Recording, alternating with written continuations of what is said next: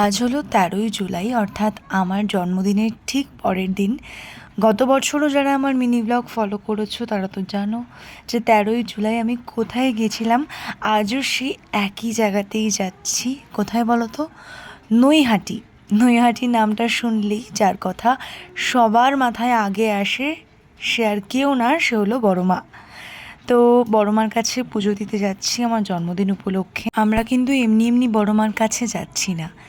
আজ পর্যন্ত এই নিয়ে আমি 3বার গেছি এবং আমি যা যা চেয়েছি সবই পূরণ হয়েছে, খালি একটা জিনিস বাদে। তো যাই হোক, বড় মা যে সত্যি আছেন সেই প্রমাণ আর মনে হয় না মুখে বলে প্রমাণ করতে হবে। তো যাই হোক, আমি, মাম্মাম, বাপি, আমার 2 মামা আর ছোটো মাসি, আমরা সবাই মিলে যাচ্ছি। আর ট্রেন চড়তে তো ভারী মজা লাগে আমার। সেটা আমি যখনই নৈহাটিতে যাই ট্রেনে করে তখনই তোমাদের সাথে ব্লগে শেয়ার করি। আজ তোমাদের সাথে চলো একটা কথা শেয়ার করি।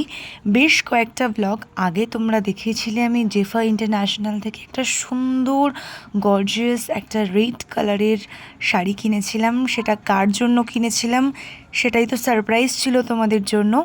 সেটা আর কেউ না, সেটা আমি বড় মার জন্য কিনেছিলাম। আজকে বড় মাকে শাড়ি, 5 রকম ফল, তাছাড়াও যা যা পুজোর সামগ্রী লাগে সেগুলো দিয়ে আমরা পুজো দিতে গেছিলাম। এবং আমার ভীষণ ইচ্ছে ছিল যে মন্দির কর্তৃপক্ষের সাথে কথা বলবো এবং সেই শাড়িটা যাতে বড় মাকে পরানো হয় সেইটা রিকোয়েস্ট করব। এবং আমি করেও ছিলাম মন্দির কর্তৃপক্ষকে, এবং তারা আমাকে জানায় যে বড় মাকে বেনারসি ছাড়া নাকি শাড়ি পরানো হয় না। তো এটা শুনে একটু দুঃখ লেগেছিল। এটা বেনারসি নয়, কিন্তু বেশ গর্জিয়াস শাড়ি, এটা পরানো যেতেই পারে।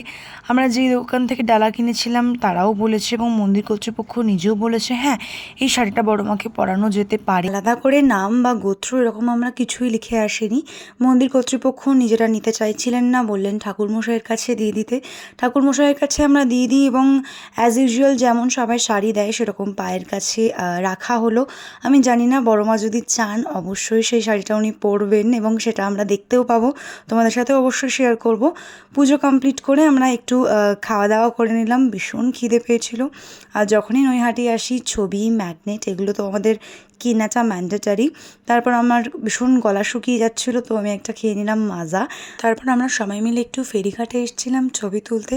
আর এখানে গঙ্গাটা এত সুন্দর লাগে যে কি বলবো। তো আসার সময় আমরা লোকাল ট্রেনের জায়গা পাইনি, আর এত ঠেলাঠেলি, এত ভিড় হয়েছিল, মানে ট্রেনে যাওয়ার মজাটা আমি এবার বুঝতে পেরেছি।